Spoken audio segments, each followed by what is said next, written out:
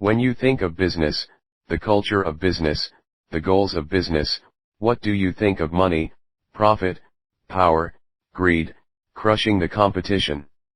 Look, business can be those things. Sometimes it has to be about those things. But the reality is, that's for most of us that want to earn a living without compromising our morals, without hurting others to get ahead. Business is about creating good things for customers. It's about satisfying our employees and our business partners. Make no mistake, business is about making money. But you can't make that money without customers, employees, and business partners. Yeah, believe it or not, business is about making people happy, making people comfortable. It's also about learning and growing so you can know how to make people happy and comfortable in the future.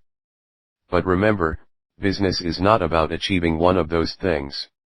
It's about doing all of them today, tomorrow, 5 years from now, 20 years from now. Great business is not about overnight success. Great business is about indefinite success.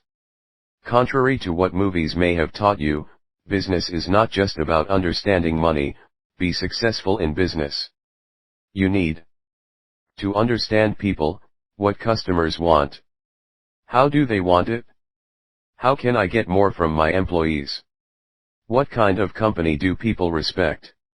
You need to understand infrastructure, buildings, roads, the internet, the legal system. You need to understand resources, supplies, raw materials, energy. You need quality resources at a good price. Business is art. And these are our paints and our canvas. Money, people, and infrastructure. That's the tangible stuff. How about the intangible stuff to be successful in business? You also need to be aware of what happened yesterday. What's happening right now? And how I can use data, information, and knowledge to make better decisions tomorrow. Finance, accounting, sales, and marketing, supply chain management, human resource management, information technology.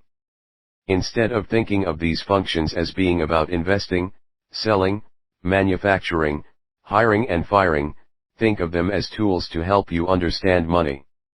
And people, think of them as data centers. Think of them as groups of people with knowledge. Think of them as aids in making decisions that will make people both happy and comfortable. Wealth, power, and greed. Those may be cool words to motivate teenagers that dream about becoming millionaires overnight. For the rest of us, those that actually work, those that want to create a better world, those that want to become active members of our global society. Get ready to learn about real business, because by understanding money, people, information, resources, and infrastructure, by understanding how to make customers happy, you'll have the ability to start and successfully run your own company. You'll be able to get the most out of a non-profit organization. You'll even be able to maximize government's value to the community. And in the process, you will become a valuable resource for any organization. Making money, being profitable.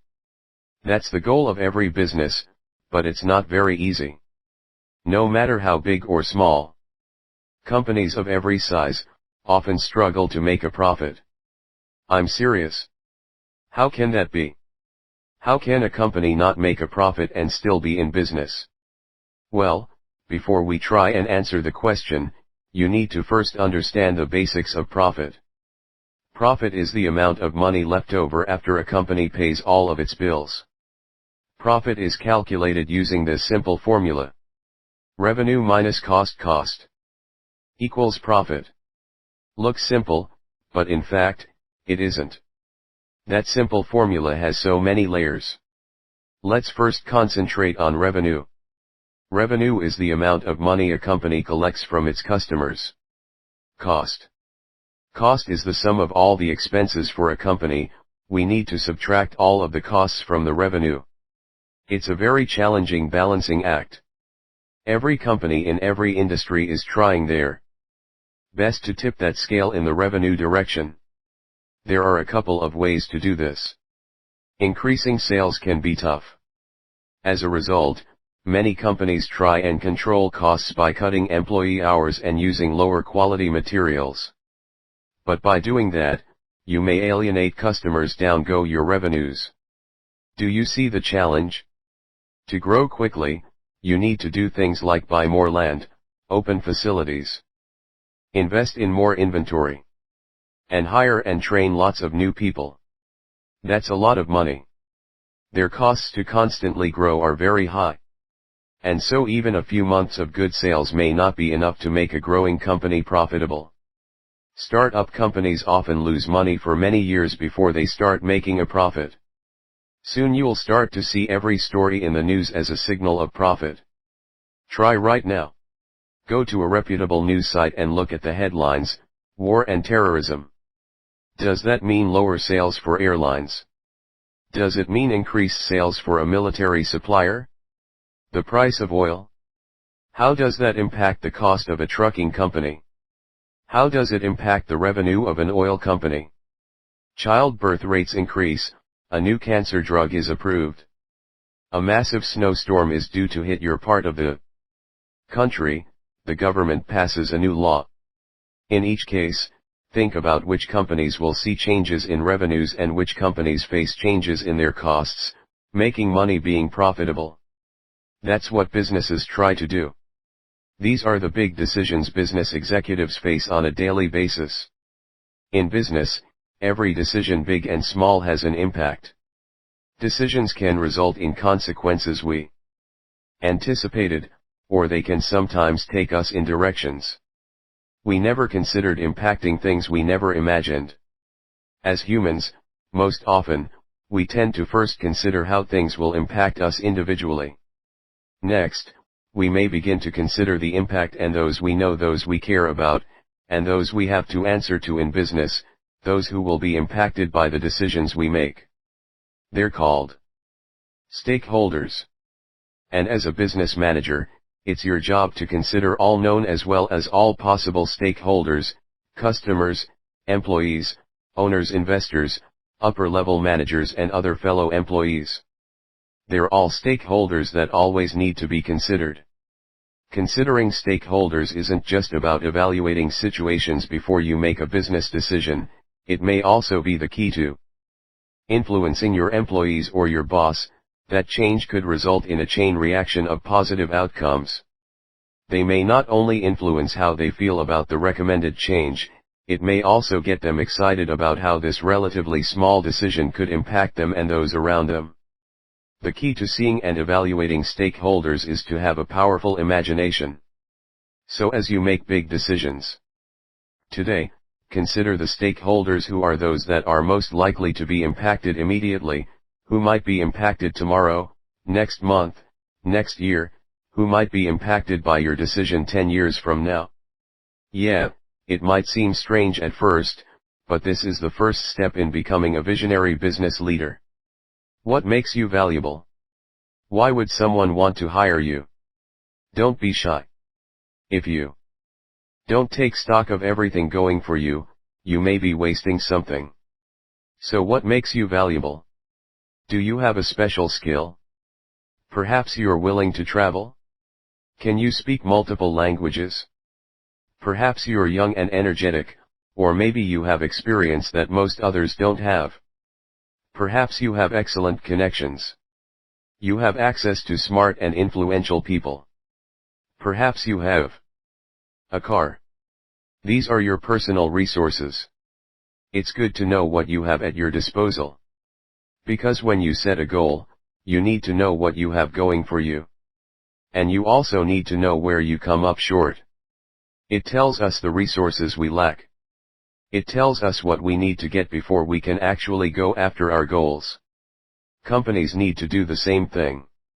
Very often, they have a large collection of people, machines, buildings, and inventory that they can use to work towards their goals.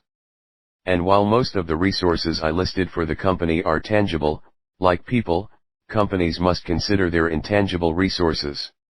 What are the intangible resources a company may have available to them? Perhaps they have a well-known and trusted brand name. Maybe the company has a cool image that customers love. Perhaps the company has excellent credit. Or maybe the company is liked and trusted by important government officials. Like a person, no company has everything. And like a person, companies can make the mistake of miscalculating their resources. We've all probably thought at some point we had a strength only to find that others were much better than us. Or perhaps we thought one of our strengths was really valuable only to later find out that no one really cared that we could do a handstand. It can be embarrassing when we discover that something we thought was a resource might actually be a weakness or a liability. In business, being aware of your resources is vital in knowing what you have, and knowing what you need. It's critical to know that you have something special. Something that could differentiate your company from the competition, or something that could be used to develop new products or reach new customers. Knowing your resources is also vital in selling your company's potential investors.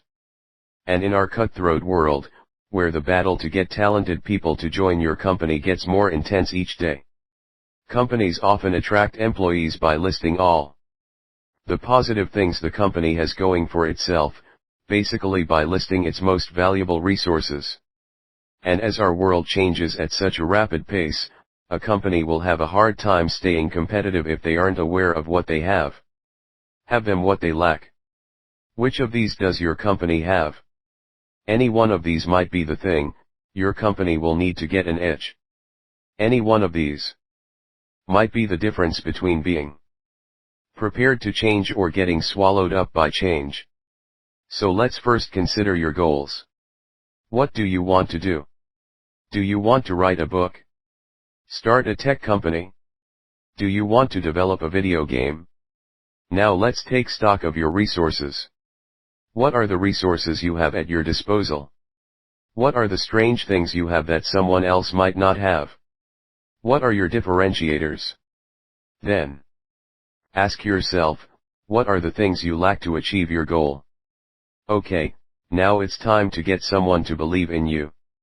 If you wanted me to invest in you, how would you try and sell me? Sure, having a good idea would be nice. But if you did have some valuable resources at your disposal, I'd probably feel a little nervous about investing in you to make that idea real resources. That's what makes you valuable. So you want to start business. Well, what kind of business? I'm not talking about what you might make, sell or service.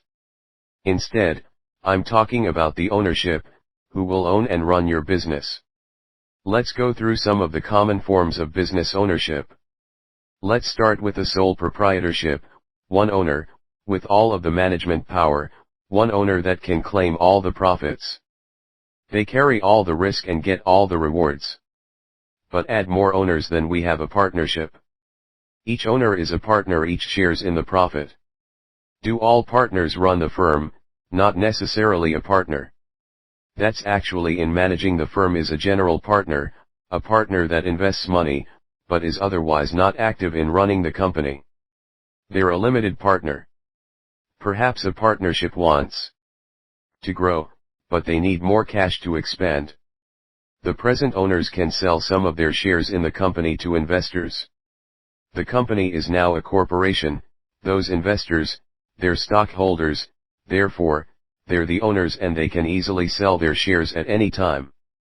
Corporations are legal entities in effect, they have legal rights just like a person, which means the corporation is responsible for anything that might go wrong. The investors at worst can only lose the value of their stock. But who runs the company? For a corporation? The owners, that is the stockholders. They can elect a board of directors. That board can choose the top executives in the company, but the board of directors cannot influence day-to-day activities in the company. What does this mean? Well, to a certain degree in a corporation, stockholders own and managers manage. There are many other nuances in trying to choose the best ownership model for your organization. But hopefully, now you know some of the basics associated with the most common ownership models. And hopefully, you'll be able to consider the important issues and ask the right questions as you move forward in developing your organization. What are the products you love to buy? The ones you love to shop for, the ones you research: electronics, cars, furniture, or maybe it's clothes. For people that love clothing, what makes money a great purchase? What would make for a great shirt or dress? Perhaps it's the design of the clothing. What do you like? Classic, modern, outrageous, but to be truly great, it needs high quality fabrics. This is something you'll want to wear again and again, and it'll lead to survive getting washed. Perhaps you value excellent workmanship, solid stitching, consistent sizing. Not all of us have an unlimited clothes budget, though. So the price will also be important to the customer. And the company needs to make a profit, so they'll be concerned with their costs. For some of us, we want something from a brand we trust, or perhaps a brand that others will admire. So marketing and branding will be important. We can't visit every store online retailer, we don't visit every fashion block. So the clothing company has to get their clothing so that we can see it. So many things need to go around for us to find this one special article of clothing, and if they want us to buy from them again and again, they'll need to consistently satisfy us in all of these categories over and over again. It's no wonder that the most successful and progressive global companies value cross-functional teams. So while you may expect luxury brands like Coach, Chanel, Gucci, and Prada to be filled with dozens of great designers, our real business person understands that a successful company in an industry where creativity and innovation are required. A successful company needs cross-functional teams, small, well-managed teams made up of very different people with very different skills. So not only does a company like Chanel have great designers, but they also have people skilled in marketing, purchasing, manufacturing, finance, engineering, strategy, and probably a number of other areas. Each of those functional experts brings different skills, different problem-solving techniques. Each is creative in their own way, each judges success in a different way. This is why companies like Apple, Nike, and Lexus have such a long track record of success. Each of these companies values people that understand the importance of product quality, innovation, design, marketing, and of course, profit. As you consider your company, its strengths, its weaknesses, consider the respect and attention paid to all the different functions in your company. Be sure your company gives a voice to a varied group of leaders. They can see mistakes you wouldn't consider. They can also expose you to opportunities you would have never known about. Long-term success takes a true commitment to cross-functional teams. Cost, quality, and speed are all related to company flexibility. For example, when you buy a car, you're given certain options: vehicle color, leather or fabric, interior, electronics, navigation and media options, tire options, but they don't ask you the type of battery you want in your car. They don't ask you what kinds of spark plugs for your engine. They also don't ask what types of oil and antifreeze to use in your car. Why? Well, the company is trying to balance a number of things. They want to give you choices so the car feels special, so the car feels like it's yours, but they can't let you choose everything because offering the customer choices requires extra time, extra inventory, and it's possible the customer really doesn't care. If the company offers you 10 different tire options for one car, they would probably need to carry inventory of all 10 tires, lots of inventory in low volumes, higher per unit prices from the supplier, plus, your workers now have to become more versatile. At the same time, when companies offer lots of options, customers might be willing to pay a premium to get exactly what they want. Also, when a company offers more options, it's possible to attract a wider market of customers. Now we have cars for people that like different colors, for people that want luxurious leather interiors, and also for parents that would rather have cloth interiors that are easier to maintain. We also have a car that appeals to people that just want a car with basic stereo options, as well as families that want the very best media options for those long trips with the kids. So as your company develops new products and services, consider all of the possible options. Which options does the customer value most for each feature? How many options will you need to offer? And are they willing to pay the premium for that option? Does that make your market bigger? Will offering that option deliver a profit at the same time? Which features are customers willing to accept as standard? Standard features are easy to mass produce. If materials are needed, you can buy them in bulk for a good price, and fewer options might make it easier for a customer decide whether or not they want to purchase your product or service. The next time you go anywhere, a restaurant, a coffee shop, the post office, the grocery store, consider all the choices they let you make. Consider the ones they don't, and then try and think about how the number of choices impacts their cost, their quality, and their speed. In business, pretty much everything customers enjoy requires some materials. A great meal required delicious ingredients, a movie experience required comfortable seats. Even your massage was made better with fragrant, nourishing oils. Companies must recognize that every material purchase is an opportunity to improve the product or service provided. Procurement and materials management are the segments of the company that suppliers purchase the materials and then make sure that this inventory is stored and used effectively. If done right, procurement and materials management can improve customer satisfaction. They can contribute to the company's profitability.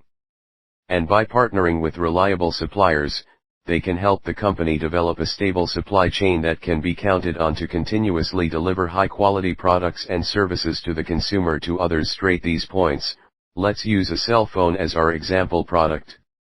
And actually, since we're buying parts for the cell phone, let's consider just one part of the cell phone, the battery. What does our company need to think about? Let's first consider the consumer. What does the consumer expect? They want value, a long-lasting battery at a reasonable price. They probably also want a battery that is safe, a small, lightweight battery that won't overheat.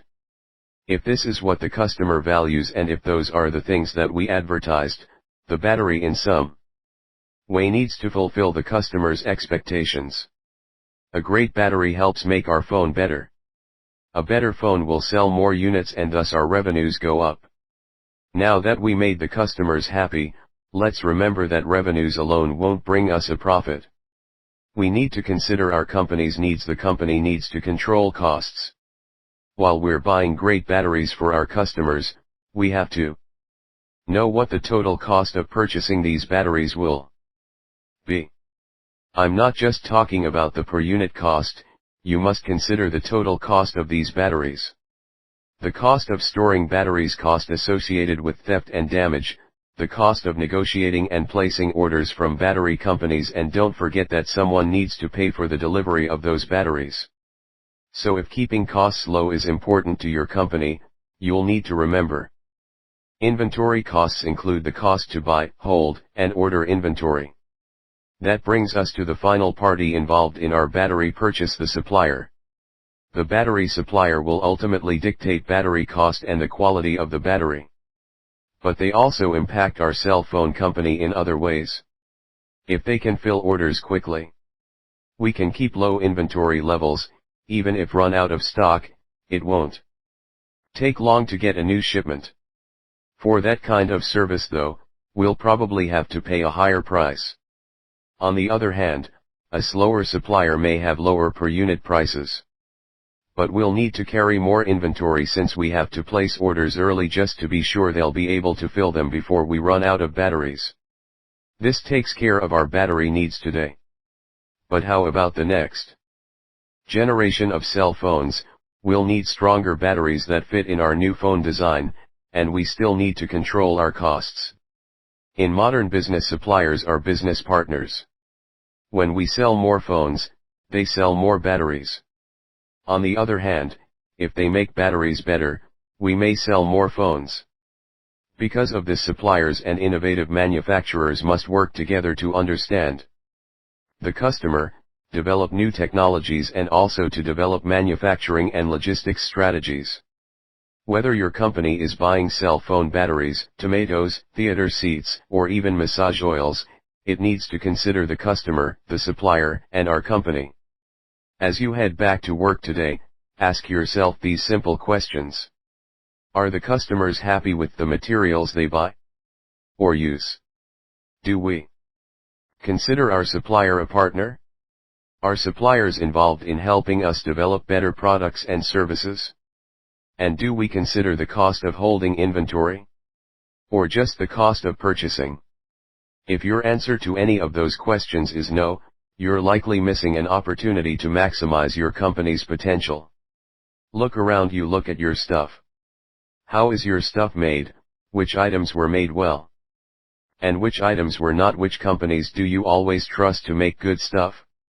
Your favorite car, clothing, and electronics companies, they can only stay your favorites if they can deliver high-quality goods over a long period of time. Good manufacturing and quality control are vital components of building a global brand that customers are loyal to. So let's take a look at some of the primary issues manufacturing managers think about every day. And let's use a car company as our example. So once they have a design for a car, they need to know the demand. How many cars will be needed each month? Perhaps it's a brand new model. So we might not sell too many the first year, but forecasts tell us sales will grow significantly next year. So just how big should our facility be? Remember, a facility that's too big will be a waste of money. But if it's too small, we risk not having enough cars to sell. Manufacturing cost is almost always a key consideration. So we have to know how much money will it cost for materials, labor, transportation facilities, and energy to make each vehicle? How flexible is our manufacturing process? How many choices do we give customers? We let them choose. Car color. Do we offer a navigation system? Can they get upgrades on seats, entertainment system, sunroofs, which brings us to quality. What exactly does quality mean to you? Aesthetics, durability, reliability, speed. Manufacturing must make a car that their market deems to be high quality. And even then, what's good today won't be good enough next year. Manufacturing facilities must be ready to continuously improve. Then there's the question of where the cars will be manufactured and by whom. Should we make them in the country where they will be sold? Or should we make them in another country? Should our company make them? Or should we hire a contract manufacturer to make the cars for us? What are issues manufacturers consider when making these types of decisions? Cost, of course. Materials, energy, labor, real estate, taxes. Also, is it possible that the country has more access to skilled labor? Or do they have easy access to material and energy related resources? Perhaps the contract manufacturer has so much experience making these types of high quality products that they can make them better than you could ever make them yourself. Location can also impact speed. Perhaps your location makes for easy movement of inbound and outbound materials. Perhaps your end item is big and expensive. Manufacturing location may impact your delivery times, and perhaps you might be able to have void import. Texas currency might also be a factor. Imagine that you are selling a product in Europe, investing euros, and getting paid in euros minimizes the chance that profits might be wiped out by big swings in exchange rates. And in some cases, choosing a manufacturing location might take into account the stability of the country. Political stability, crime rates, inflation rates, labor laws, and culture. Executives don't want to have to worry about what might happen tomorrow at their factory that might be 5 or even 10,000 miles away. The companies that make your favorite stuff, Apple, Lexus, Nike, Samsung, Mercedes, they have transformed their corporate images into global brands. But without a backbone of high-quality manufacturing, those companies would not survive. Making their customers happy means that every single product you buy from them meets or exceeds expectations. So, as you use your favorite product today, think about who made it, when it was made, where it was made, and what they are doing right now, to make the next product you buy from them even better. In just the last few years, the term logistics has gotten very popular. Global companies like DHL, UPS, and FedEx are known as logistics companies. But what exactly is logistics? I mean, is it just getting finished goods to a customer's home or perhaps to a store where these goods can be put on a shelf ready for purchase? Yeah, that's logistics, but it's just a small part of what the world of logistics encompasses. You see, logistics doesn't just happen in the last mile before a product gets to the hands of the user. Logistics happens before a product is even made. Even in the most simple supply chains. Raw materials and components are shipped to manufacturers, finished goods are shipped to distribution centers, and from there products make their way to a retail store or an online retailer's picking and packing warehouse where finally they can be shipped to your home. All along the way, there are important decisions to be made that will impact whether the shipment was quickly delivered safely on time in the right amount and of course at a reasonable cost. Plus, we want to know that our logistics process is flexible. Big orders, small orders, perishable products, heavy products, dangerous goods, orders destined for big cities and others heading towards a farm, domestic orders, and foreign orders. And nowadays, customers want to be informed. Customers want to have the ability to track their shipments. Marketing and manufacturing are important, but a great product that comes with a big shipping cost and then arrives late, damaged or to the wrong address ruins the customer experience. As a result, logistics specialists are constantly making decisions that must make customers happy and keep the company profitable. So how can a logistics manager keep the company profitable? Keep inventories low, move inventory as quickly as possible, and at the lowest possible cost. Empty trucks and containers waste fuel, so keep trucks and containers full by planning effectively and don't get caught unprepared. Stockouts, rush shipments and shipping errors are extremely expensive and can mean the loss of a customer forever. So in the end, logistics managers are tasked with making all sorts of decisions that balance cost, speed, and customer satisfaction. What types of decisions? Well, should we use a truck, train, ship, or plane? What type of packaging is needed to keep the item safe?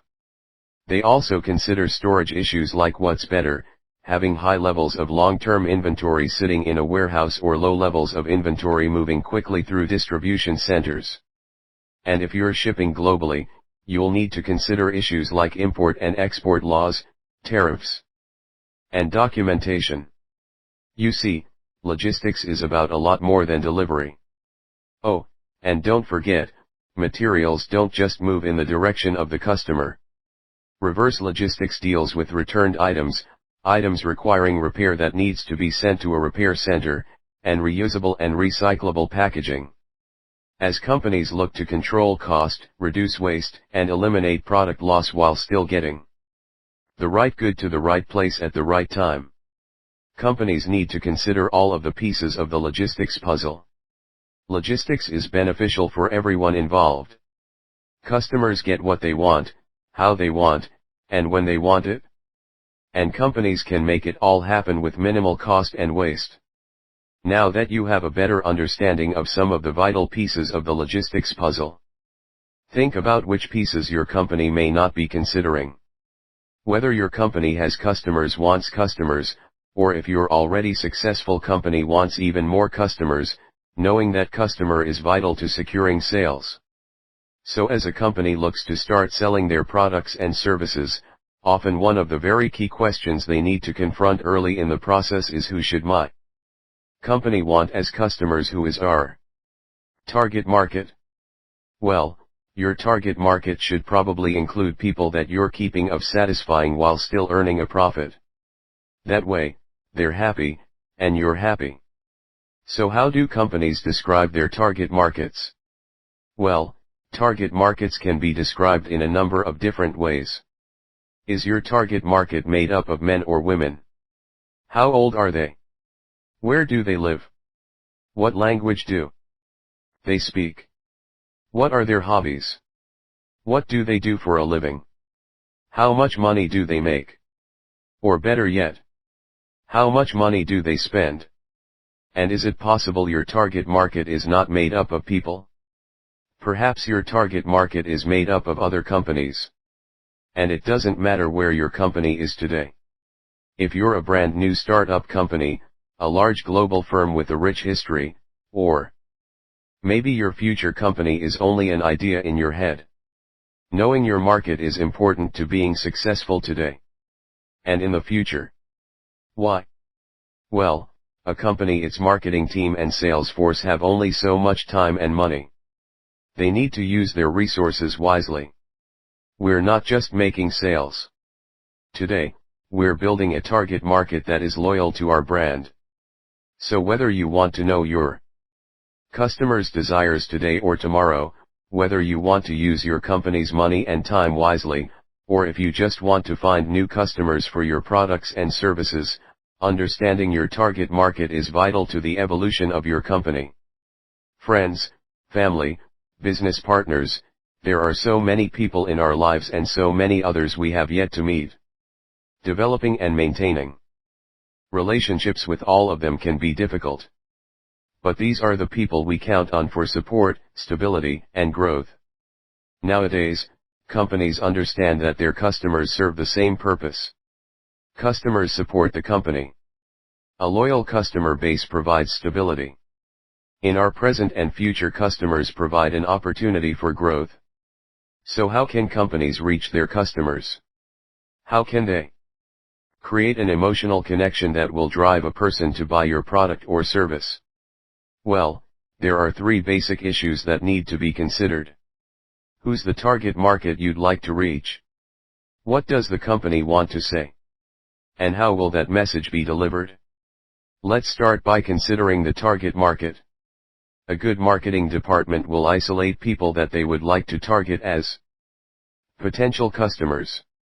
Sometimes the market is quite narrow, so reaching most of them might be rather simple. On the other hand, some target markets are large and diverse. They contain people with very different lifestyles. This could pose challenges in reaching all of them in a simple and cost-effective manner, so we may need to dissect the target market into smaller slices, reaching each slice with a different message or using a different medium. Now that we know the market, what do we want to say to them? Are we trying to make them curious? Do we want to stir emotions, excitement, inspiration, fear? Perhaps the goal is to build trust. Some companies want to invite customers to be part of a group. Ultimately, we hope the customer will be called to action. Make a purchase, join our club, visit our website. While a good product or service will satisfy a customer, customers need to be aware that the product exists. They must trust they will get value for their purchase, and they must be driven to seek out the product or service and then purchase it, developing a message that can quickly inform and inspire and move someone to act. That's not easy. It requires creativity and a deep understanding of human behavior. With our message in hand, it's now time to deliver the message to our target market. How can we make contact with the customer digitally, in their cars, at an event, in a trusted atmosphere? Perhaps they hear about us through a friend, or maybe they learn about us at a store. Each of those mediums is different. So a marketing executive has to be able to send the same message using different mediums. Is your message something that can be delivered using audio, video, pictures, digital messaging? Is your message simple enough that it can be powerfully delivered by other people? All the while, we need to remember that our budget is limited. So as we consider, identify the target market for our message, crafting a message for that market, and then deliver that message so it is heard or seen by our customer. We have to ask ourselves, are we maximizing our investment? If we spend $1 million to communicate with 200,000 potential customers, how many of those people will need to purchase our goods and services such that we make a profit? Relationships are a two-way street. Both parties need to feel enriched by the relationship by knowing your target market, crafting a meaningful message, and knowing how to deliver that message via multiple mediums. Companies can communicate with customers new and old. Customers are interested, they're actually considering making a purchase. They've taken the step to seek out a representative, or maybe they're at your website. Perhaps they even decided to visit your store. Now what are some of the key issues that need to be considered in making that first sale and then having them purchase from us again? At this point, typically customers are looking for trust, comfort, stability, and growth. All play a part in moving a customer to make a purchase. Therefore, your people, your website and your facilities all need to demonstrate that you are committed to the customer and their needs, that the company cares, that the company will be here if you need assistance, and that the company is looking for opportunities to get better. The facility signage, furniture, cleanliness, how the company representatives look and act, the words that are used, documents customers are required to fill in and sign, they all carry messages. Are your people, facilities, and websites sending out messages that drive sales, or are they driving away potential customers? Let's consider delivery. Even when a customer is ready to purchase from your company, they'd like to know when the product or service will be delivered. Fast delivery, free delivery, easy in-store pickup, installation. It's important to know what your target market wants and needs. And it's important to understand what your competition is offering. The final hurdle in making a sale is processing the sale, especially on that first sale or with any major purchase. Before you give your money over to any person or company, a number of questions probably race through your head. How many floors do I need to fill out? Why do I need to sign a contract? What does the contract say? What types of payment are acceptable? When will they tell me the final and full price of the transaction? Before the transaction is complete? Will representatives push me to sell additional products and services? What are the options for canceling or changing my order? What happens if I'm unsatisfied with it? Purchase, what are the return policies? What happens if the item stops working? You are so close to closing the deal. And still, there are so many opportunities to scare away the sale. Whether you're selling to a new customer or return customer, consider the importance of your sales resources, sales reps, facilities, website. Work to provide competitive delivery options and create hassle-free business processes that protect both your company and your customer. Customers. They're here, they're interested. Now it's your job to show the customer that you are committed to giving them what they want, and demonstrating that the transaction is only the first step in developing a long-term relationship. Whether you're starting a new business, developing a new product or service offering, or even if you're developing an improvement initiative at your company, you are exploring unchanged, ordered territories. An explorer may need food and supplies, but in business, you'll need money for our ventures. The question, of course, is how much money? It's a very difficult question to answer. Having lived through some failures and successes has its value, good and bad. Remembering the key to success in another project, or better yet, knowing what killed your project last year, can be vital to understanding the true financial needs of a new project. And the more during your project, the more unknowns there are. So having a vivid imagination can be useful in developing a budget. What will be needed if you run into design problems? What happens if your product catches on quickly? What happens if there's a product recall? Truck accidents, warehouse fires, a movie star you uses your product on TV. Are you ready for everything good and bad? Even when a company is an overnight success, it doesn't mean the company started yesterday and then became profitable today. They purchase materials and equipment, they buy or lease offices and factories, they hire and train people, and then they open the business. Does your financial budget have enough money to even get you here? Notice you haven't even made a sale yet. So far, it's only money going out the door. Now that sales begin, you may be saying, now we can be profitable. Not so fast. Until you pay for everything you have spent up to this point, you aren't making a profit. It could take months or even years before you're actually making a profit. Let's say it only takes 6 months to turn a profit. Did your financial budget account for 6 months of wages, rent, materials, energy, equipment and maintenance, office supplies?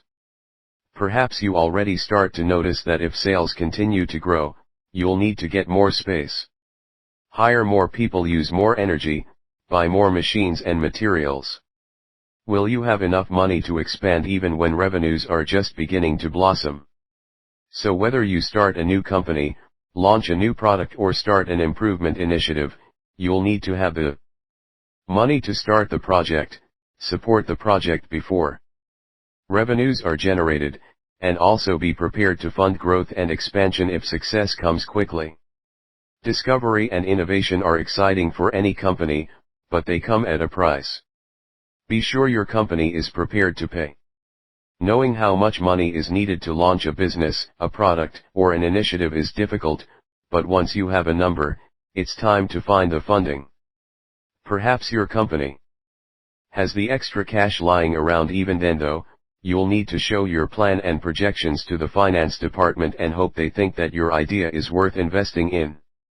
If your idea looks like it'll get the company the best return on investment, great, but for many of us, getting the money will not be that easy. So let's look at some options for borrowing the money. This is called debt financing. Common types of debt financing include loans and bonds. A loan is a transaction where a borrower gets money from a lender and agrees to repay the money in a certain amount of time, sometimes weeks, sometimes months, and sometimes over many years. The lender could be a bank, a friend, a family member, or even a credit card company. Why does the lender give the money to the borrower? Well, the lender expects to make money by getting interest on the loan.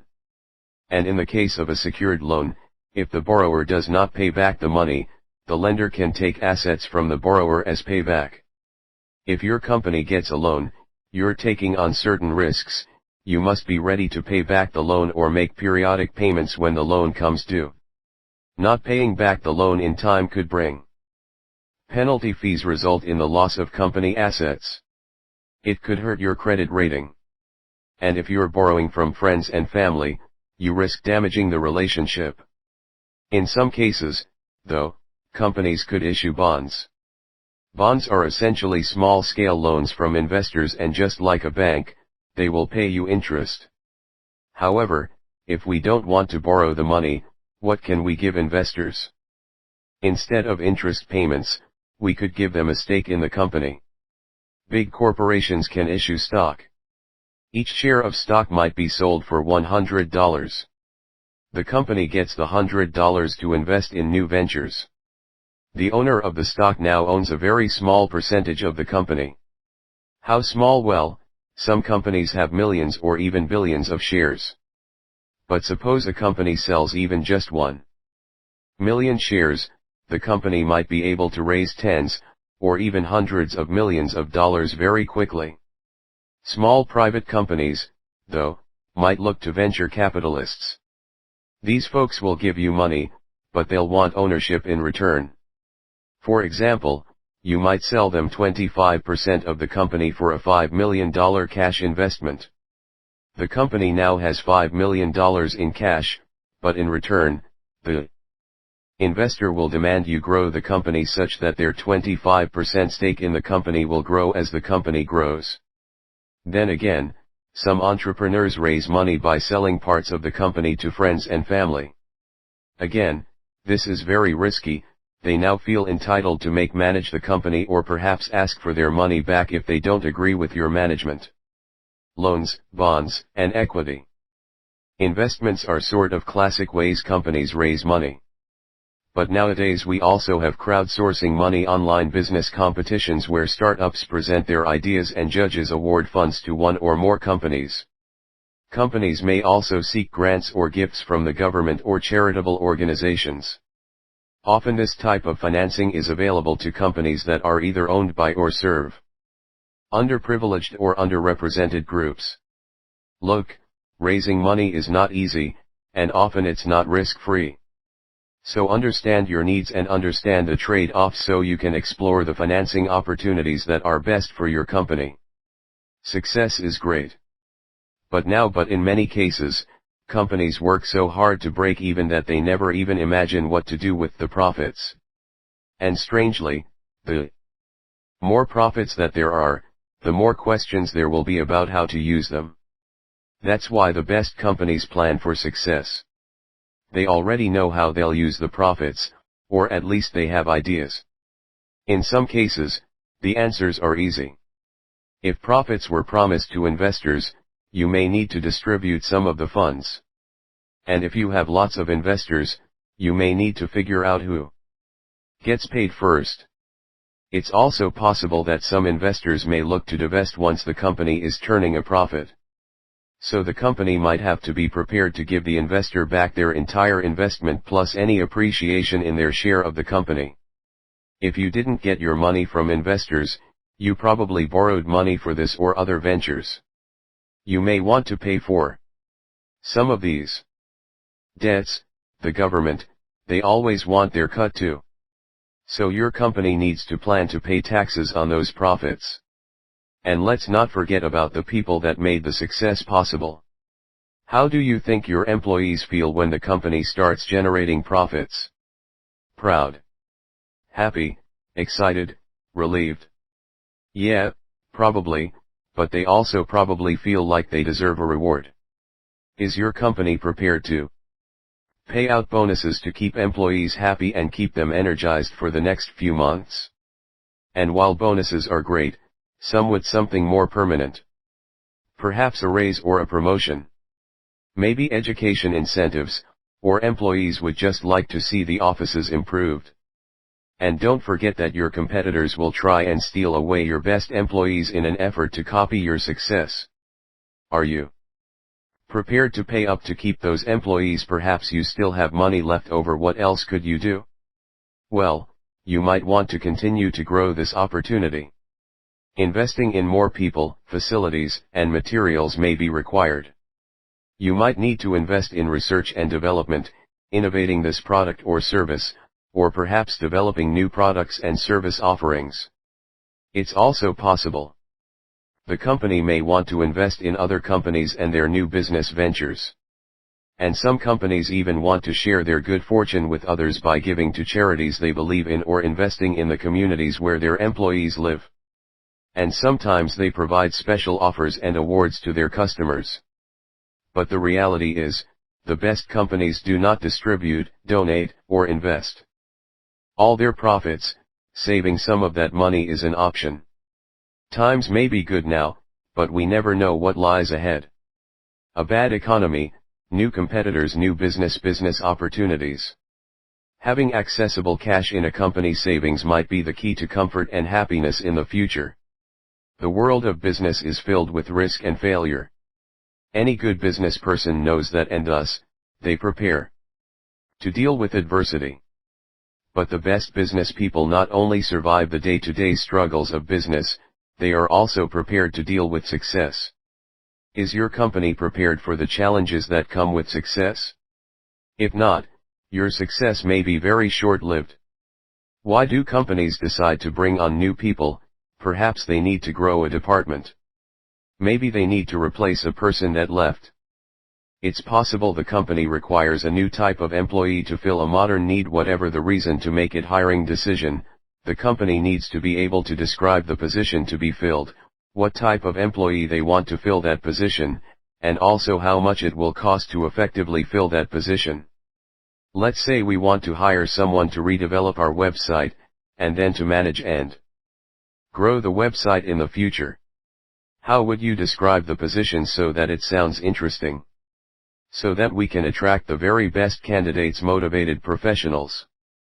But for a person with a bit of experience and for someone motivated to develop a strong career, this particular web development job sounds exciting. They're interested. They like us. That's good. But do we like them? Let's tell them what we expect. Hopefully the unqualified have now moved on and the best candidates are now working on their resume. Look, we can't interview everyone. So we need to do our best to find great candidates and entice them to apply for the job, communicating a job description and job requirements. And then being sure that the best people know about the job is only the first phase of finding a great person to join our company. Now that we have applicants, we need to figure out which candidate is the best fit for that job and our company. So how do companies figure out who to hire? Well, let's consider what we might want from our web developer. They need to talk to executives, they need to have the ability to develop creative content. They need to have technical skills, they have to understand our culture and our ethics, and they have to be trustworthy. How could you see if the candidates have everything it takes to be successful in this job? Interviews. Sure, but how could you test their ability to develop credit of content? How about ASCII to see some of their past work? Do they have a portfolio of work? How about technical skills? Perhaps we can have them take a test. Maybe we can give them some homework that they could bring to the interview. Are they trustworthy? Nowadays, most companies will also do some sort of background check with law enforcement and perhaps also with past employers. And once the interviews are over, you'll also need to consider some other issues. What happens if no one is fully qualified? Will you be willing to take someone that is mostly qualified?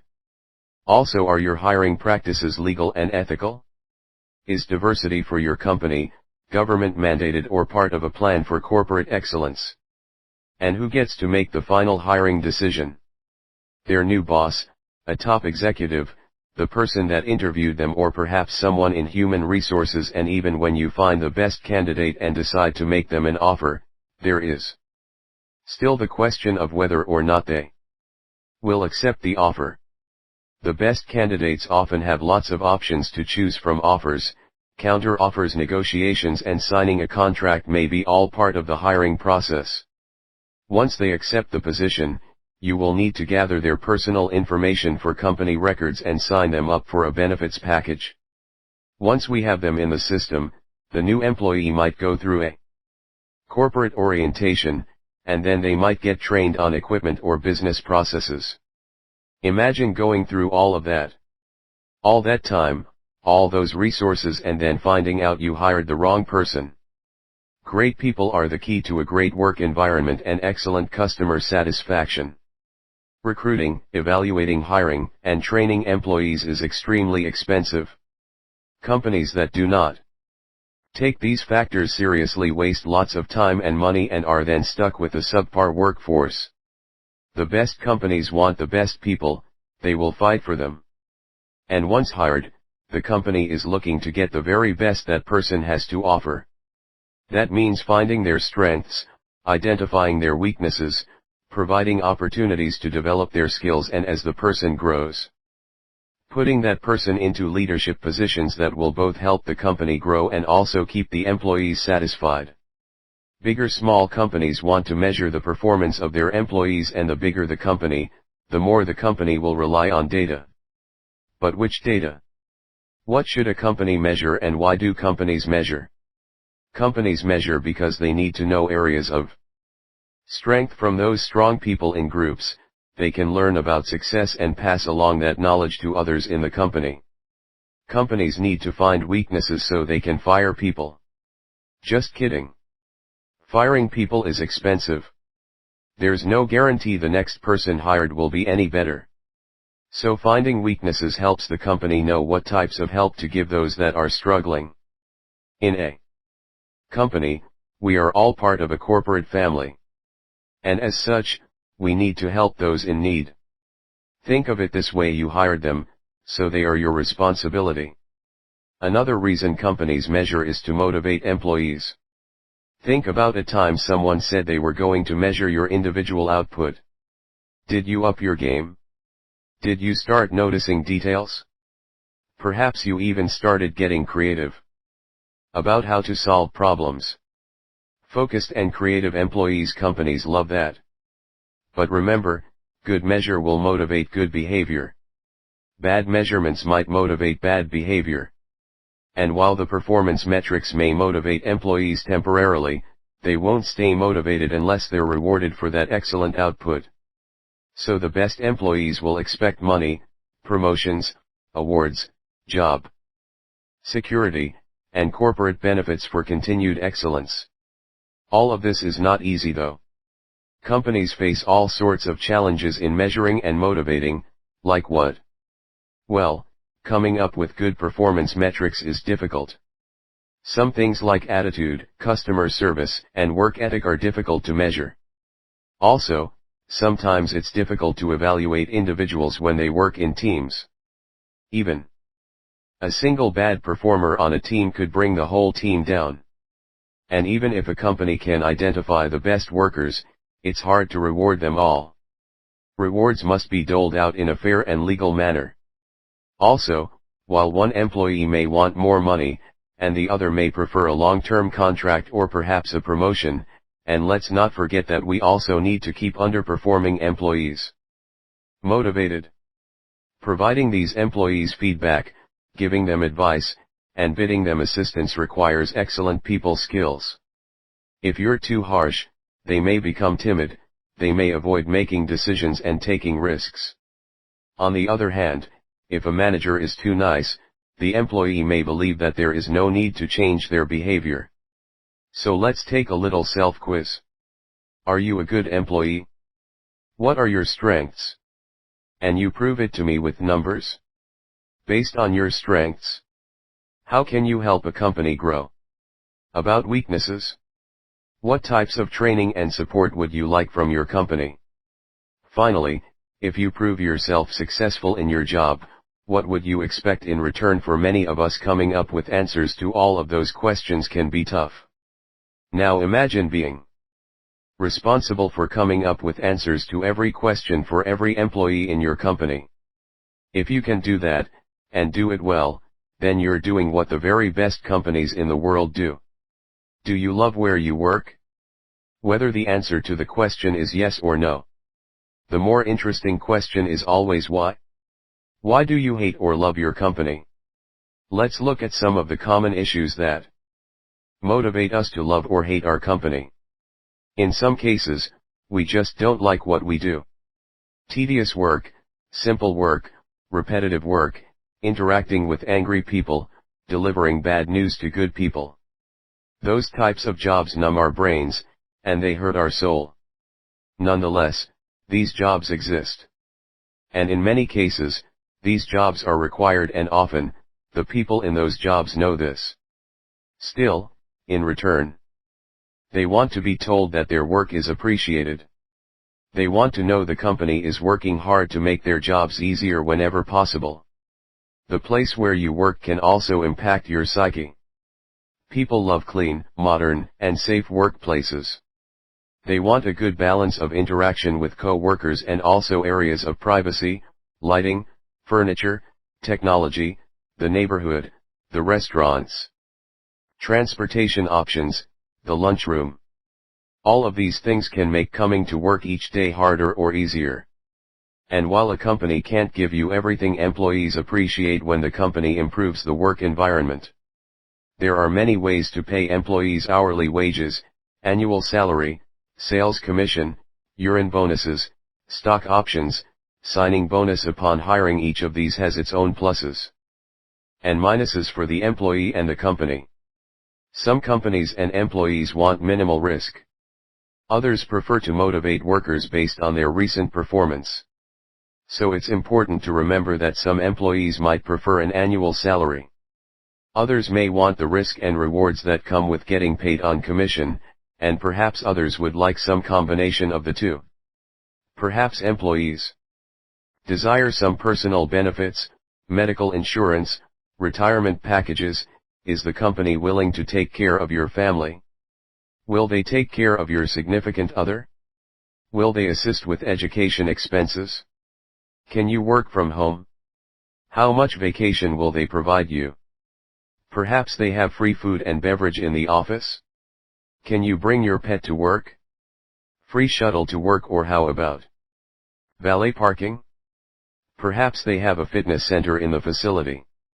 There are so many possible benefits a company can offer again, though, while some employees may love all of these benefits, others may trade fewer benefits for more pay. For some employees, job security is of vital importance, especially for employees with families. A long-term contract and a steady wage may be better than wondering if they'll still be able to pay for food and shelter next month. And while long-term contracts may not be possible for everyone, when an employee knows that they work at a company that values stability, cares about employees and their families, and understands when workers need time off to care for themselves and a family member, that type of commitment and loyalty to employees is something that can create a special bond between the company and their employees. Finally, the very best companies want employees that are always getting better. Why? Because some employees get new jobs. Some get promoted to better jobs in the same company. Eventually, some folks will retire and on occasion someone needs to be fired. Because of this, companies must develop all of their employees such that when someone leaves, someone else is ready to take over. And by educating and mentoring employees, exposing them to new projects and giving them promotions, the company earns the trust of their best employees. So let me ask you again. Do you love where you work? Hopefully, now you not only know the answer, but you also know why. Developing a satisfied workforce is tough to do. If you love your company, hopefully now you appreciate how truly special your company is. Much like romantic relationships, ending employee relationships can be difficult. And while some human relationships last for a lifetime, the same is not true in business. Eventually, employees leave the company. Sometimes they leave you. Other times you must end the relationship, and like we're through romance relationships, the end may be smooth and easy, but other times the end comes with friction. How can companies minimize the friction? Well, it all starts on day one. The day you hire an employee, what is said and what is signed, that is an opportunity for a company to make a smooth ending possible. Companies need to be sure not to set false expectations, and they must be clear about what would constitute termination. If the company is too harsh on day one, a bad relationship may have already started. If the company is not specific enough, it could shield bad employees from termination. There are a number of reasons companies terminate employees: illegal behavior, inappropriate behavior, poor performance, lying about skills or past jobs. There are all common reasons for firing an employee. And unfortunately, even good employees may be laid off when a company is struggling financially. No matter what the reason, a company must be truthful. They must tell workers why they let them go. And all managerial statements related to terminations and layoffs must be documented. Also, companies must be fair.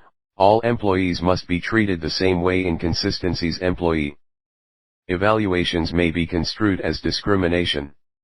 When appropriate, consider providing departing employees a severance package. Why? It can build goodwill, it can soften the blow when layoffs of good workers are required, and in a contentious parting of the ways it can bring about a swift resolution.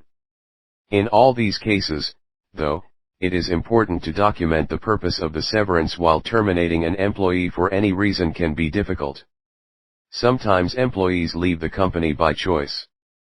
They may get a new job at another company, they may decide to leave to get a degree, and of course, some folks decide to retire. In all of those cases, it's vital to try and set up a final meeting and exit interview. This allows the company to thank the employee for their service, find ways to stay connected, and ask them for their positive and negative experiences with the company in an effort to improve the employee experience in the future. In the case of retirees, staging a retirement event can be helpful to everyone, saying their goodbyes and allow management to recognize the employee's complete contributions to the organization.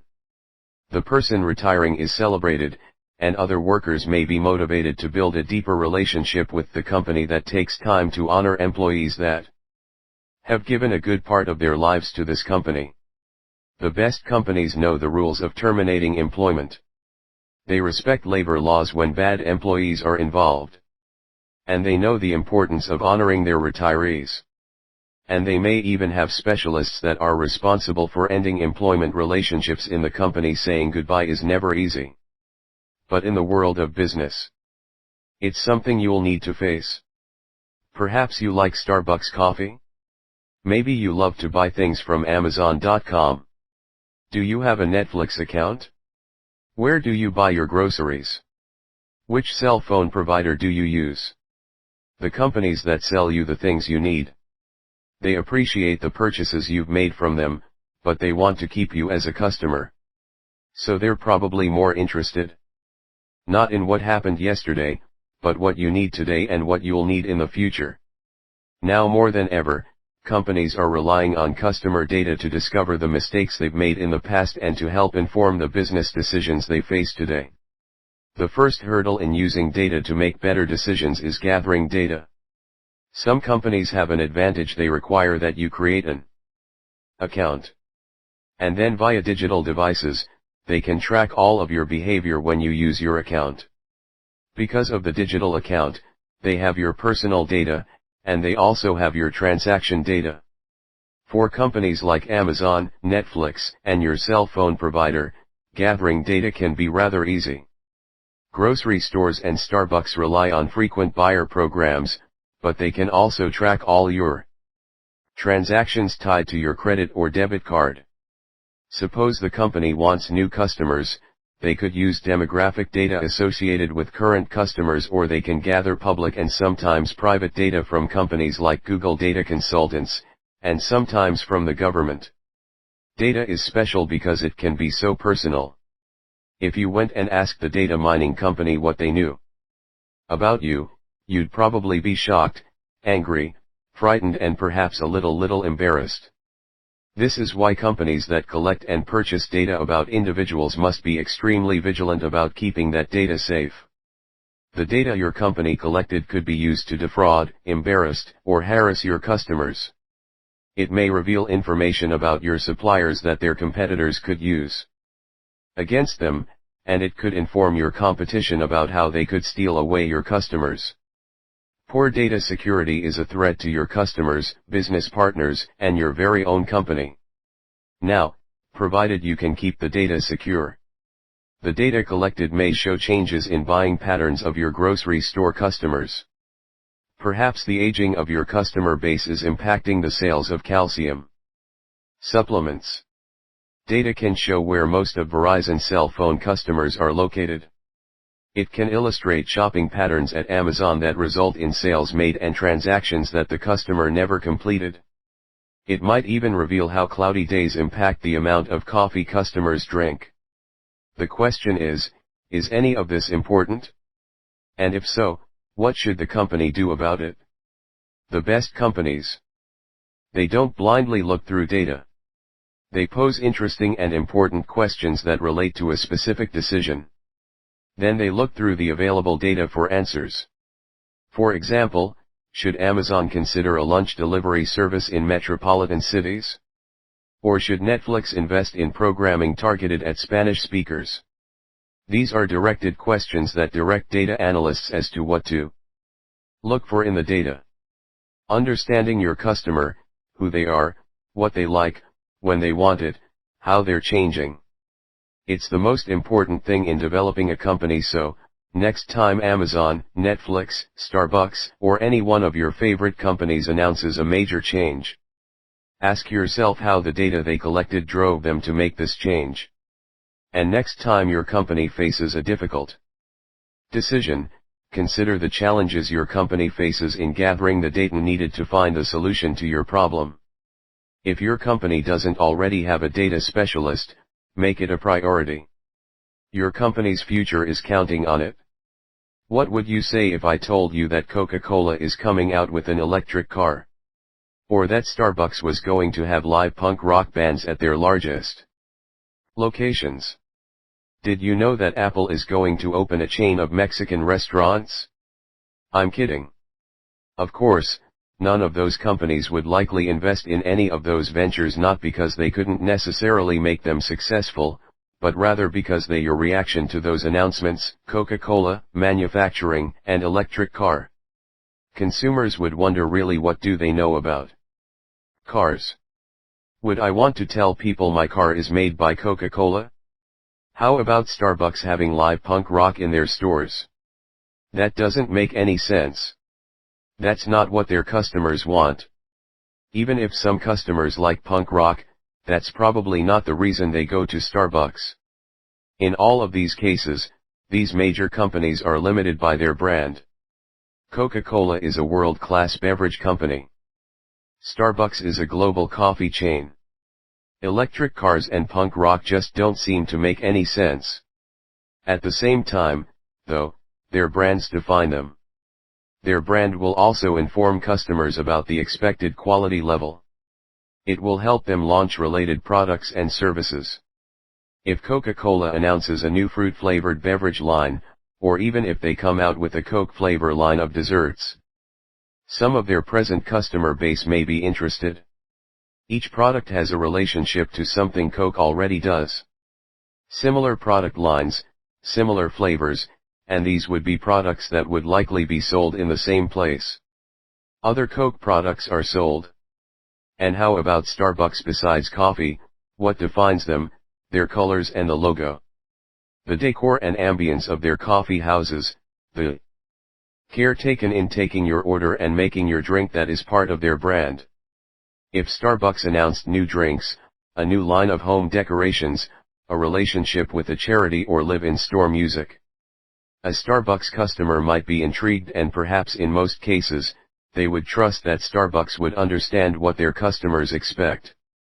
So we can see how Starbucks' very powerful brand creates our opportunities for growth and expansion, and to a certain degree, why the brand may also be limiting. As your company grows, consider your logo and colors, your employees and facilities, your website and advertisements, and of course, your product and service offerings and where you choose to sell them. Every decision in those areas begins to define your brand. A comforting and consistent message to your target market might result in customer loyalty and opportunities for growth. Mixed messages in advertising, product quality, and the stores where your products are sold, they confuse or alienate your customers. So today, I want you to consider your favorite brands, or maybe Google most popular brands or most valuable brands.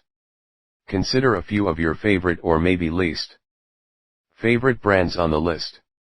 What does that brand mean to you in terms of product quality, corporate values, customer service, the types of customers they attract, the places where their products and services are typically sold?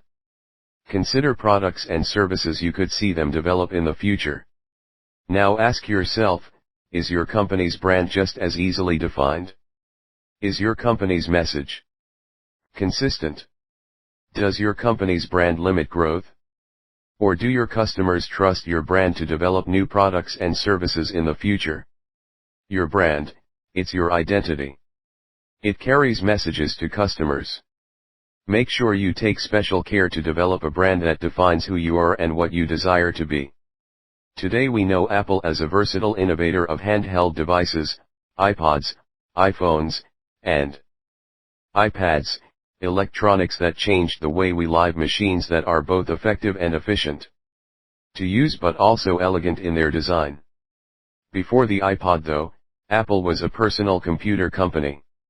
They didn't invent the personal computer. But compared to conventional PCs, Apple's computers were stylish, and many consumers felt they were so much easier to use. Their brand was defined by words like elegant design, user-friendly, computing excellence. And then one day, this personal computer company decided to start selling portable music players. We all know how well the story ends for Apple. But when Apple made the shift to handheld portable devices, it was seen as a big risk. But Apple had a strong brand. Yes, a brand built on personal computers, but also a brand defined by style and user-friendliness. Plus Apple had developed Such a loyal following that their customer base was eager to see if Apple can make music easier to enjoy anywhere. As your company manages its present state and considers its future, it's helpful to study a brand like Apple.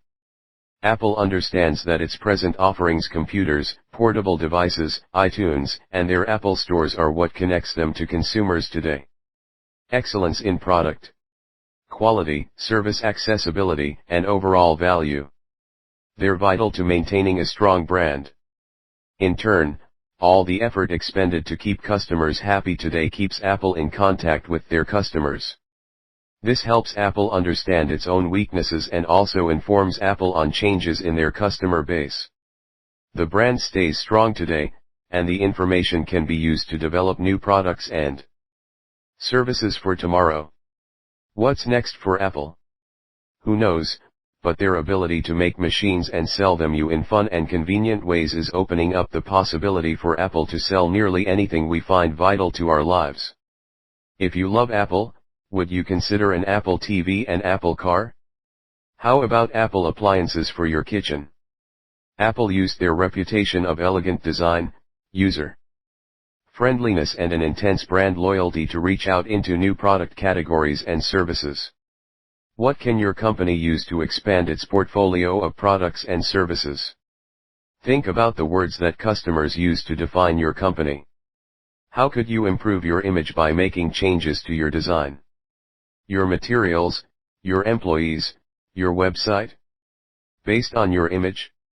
What would your loyal customers trust your company to make for them?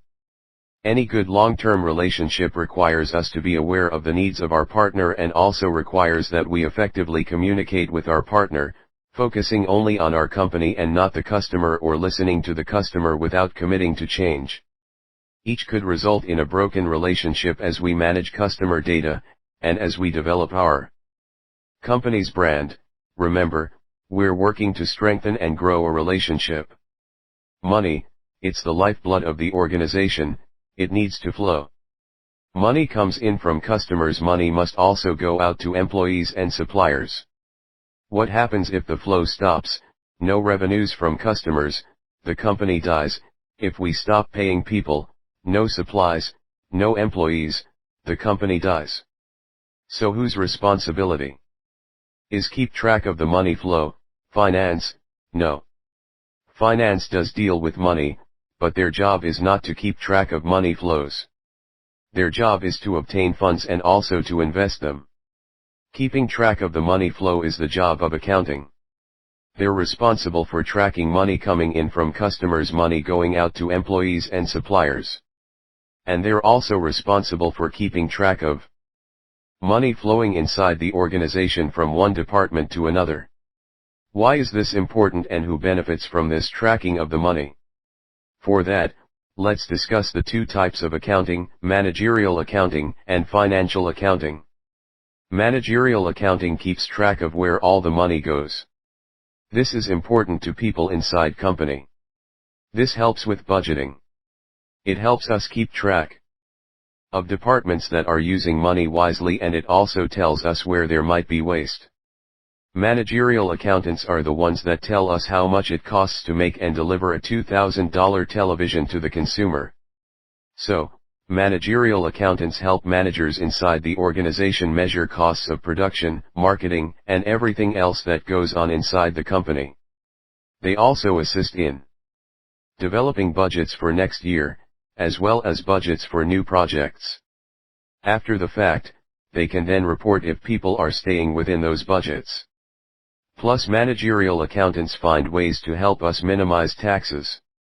So, what did the folks in financial accounting do? Instead of being responsible for reporting to folks inside the company, financial accounts are tasked with developing reports for people outside of the organization. Why is this important? It informs people about our company's financial status. That's important for anyone considering investing in the company, and for organizations that might consider lending money to us, plus, government agencies, special interest groups, employee unions, law enforcement, and sometimes even customers are interested in knowing about the financial activities as well as the financial stability of the organization. While financial reports are generated by financial accountants throughout the year, they work hard to develop the all-important annual report. The annual report provides financial data, a written recap of events from the past year, and a statement of concerns and opportunities for the company in the future. This information in the annual report will influence all sorts of actions and behaviors inside and outside the company. So financial accountants must carefully consider every word and every number in developing an annual report that abides by the laws of commerce, and does not mislead parties inside or outside of the organization. As you can see, having accountants both managerial and financial. Accountants helps a company learn from its past, understand its present financial health, and also plan for its future growth.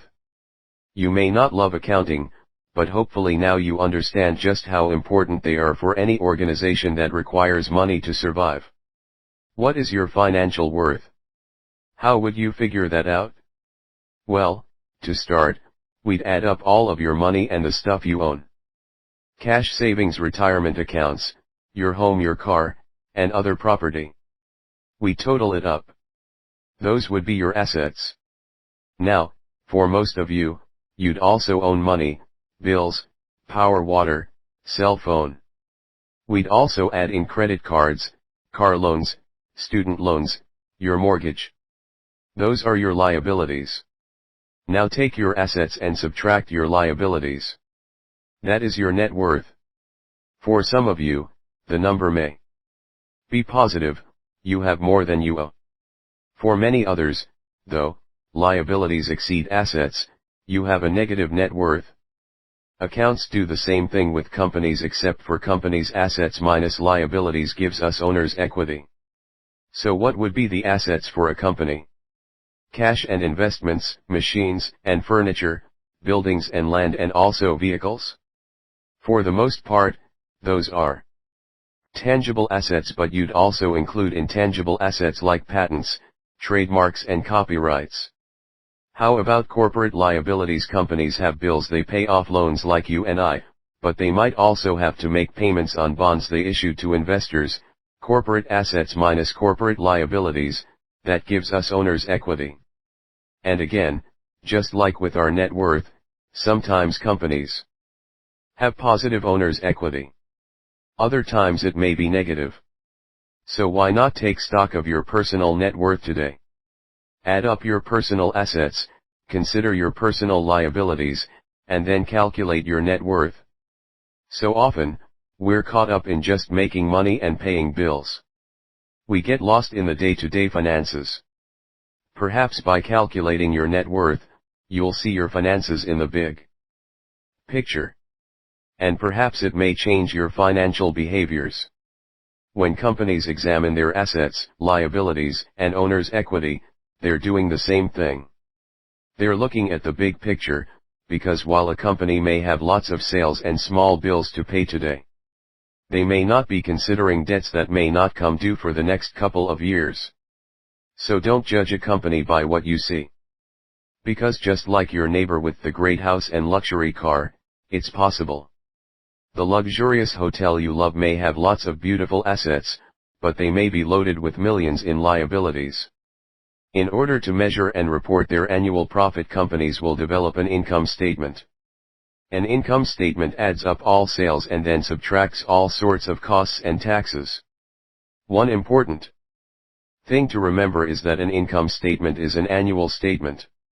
So if you do a Google search for Starbucks income statement, it will likely generate income statements for the last 3 to 5 years. It's also important to remember that companies set their own beginning and end of their financial or fiscal year.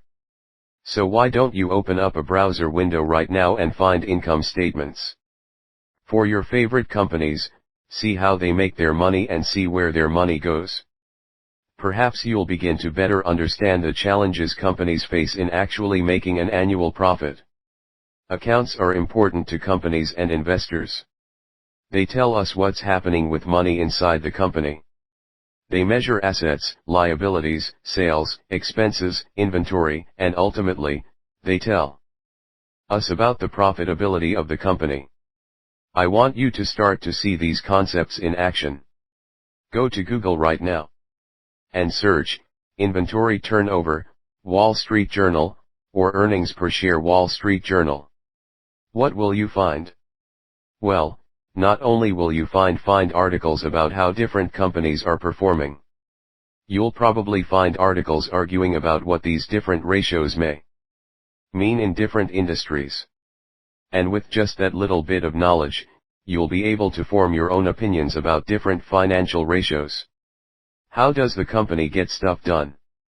Whether you're paying at the register, getting a refund, placing an order from a supplier, or perhaps you're applying for a loan from a bank, good companies have documented processes that allow them to perform repetitive processes effectively and efficiently.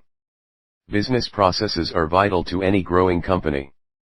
They allow for consistent high-quality output.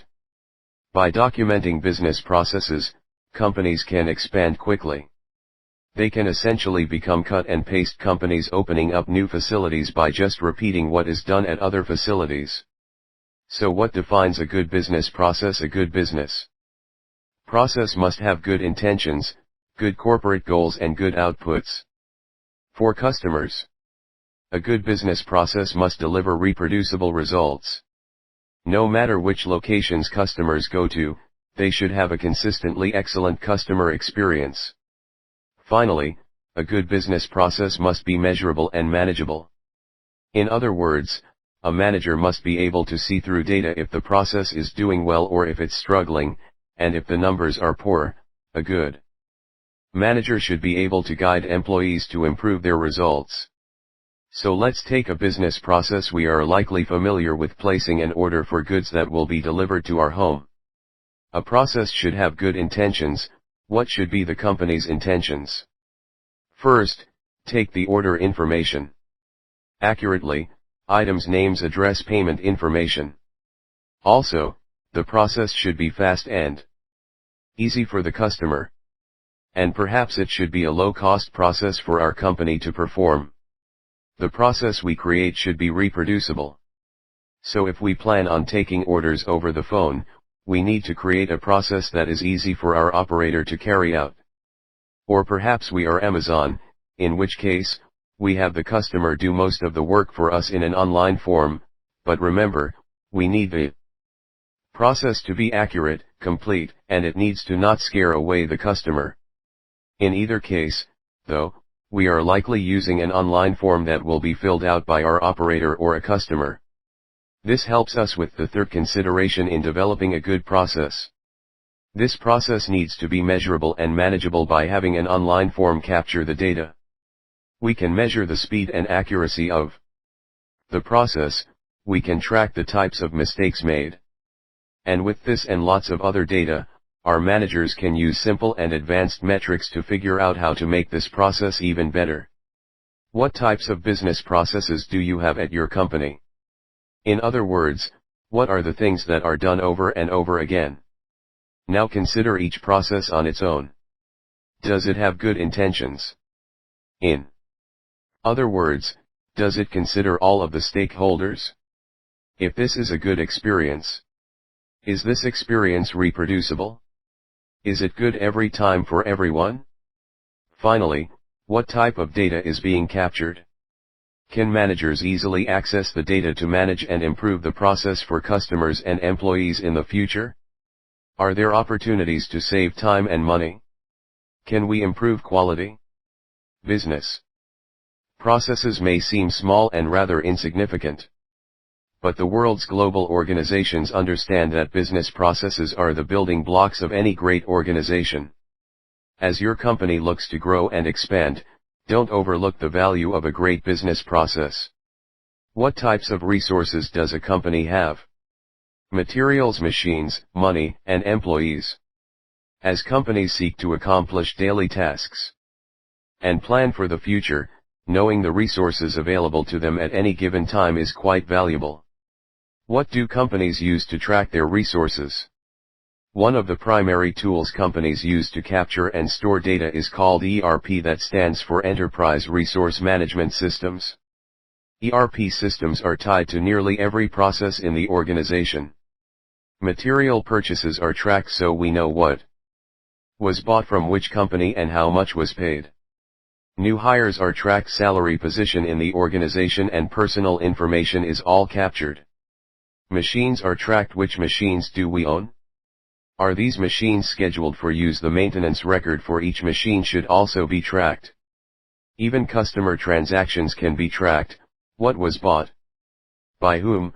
When? What did we pay? As you can see, valuable information related to time, money, people, machines is all being captured and stored by the MRP system. And this information can be available to anyone in the organization: sales, operations, HR, anyone. This can help a company make informed decisions about future purchases, about the types of employees we have and the types of employees we need to hire. It even tells us about how customers' patterns are changing in a data-driven world. Having an IT system that is tied to our processes and our resources is vital.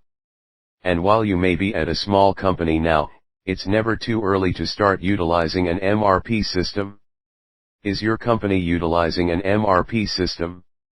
If not, the folks in marketing, sales, HR, finance, accounting, basically everyone, they probably don't have the data they need to maximize the performance of the company. Data analytics is vital to maximizing performance in the modern world. Be sure your company is collecting and storing the data needed to make meaningful data analysis possible. Data is everywhere. Companies are inundated with data they collect and data available via the internet, the government, and even via data consultants. The question is, what can we do with data? What should companies be looking for? I guess a data specialist would likely tell you that with the right data, a company can do nearly anything. That doesn't exactly give us a starting point, though. So let's look at some of the things we can track, learn, and illustrate with data. What do customers want? They want companies that provide a good mix of cost, quality, speed, and flexibility. Using data analytics, we can see the prices customers pay, the number of returned items, internet ratings for our products and services, the time it takes to ship orders. Customers may want great prices, excellent quality, speedy delivery, and lots of options. But how can we be sure that is what they're getting? Data, of course. If our numbers are poor, we know where we need to make changes. And if we're producing great numbers, we now have proof we can pass along to customers via salespeople and advertisements. What companies want? Companies want to have effective products, services, and processes. They want to deliver excellent results in the most efficient way possible, and they want to be able to adapt to changes in the market. What does this mean? It means that as your company develops performance metrics, be sure you have performance metrics in each of these three areas: effectiveness, efficiency, and adaptability. For example, effectiveness: how many cars did the company sell? Efficiency: how much was the sales and advertising budget to produce that many car sales? Adaptability: under what conditions were those car sales made? Were interest rates low, or sales good everywhere, or just in certain parts of the country? If your company isn't tracking data in alternate areas, it's possible the company may not be aware of weaknesses and opportunities that could impact the company in the future. Once a company captures the data they need now, they have access to metrics that will guide them to the company's strengths and weaknesses.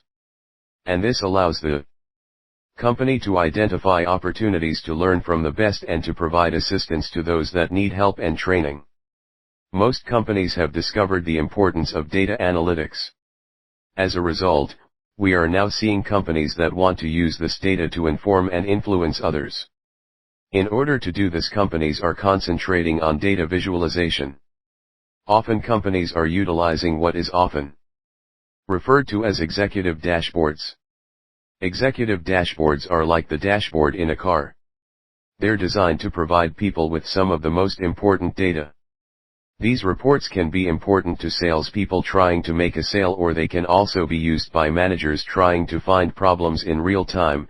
Companies are also finding that a well-designed, user-friendly dashboard can be used to motivate changes in behavior. When employees can see their poor performance numbers, they might up their game. When the managers see low performance at the Minnesota office, they can call the local manager and offer advice. Investors can increase or decrease their investment based on what is reported in your investor dashboard. And some energy companies even develop dashboards for customers so they can see their electricity usage patterns. Data is everywhere. So data analytics is here to stay. Make sure your company is maximizing the value of the available data. Be sure your company knows what to measure, how to use those metrics, how to effectively share that information, and then how to improve the behaviors of your employees. Your managers and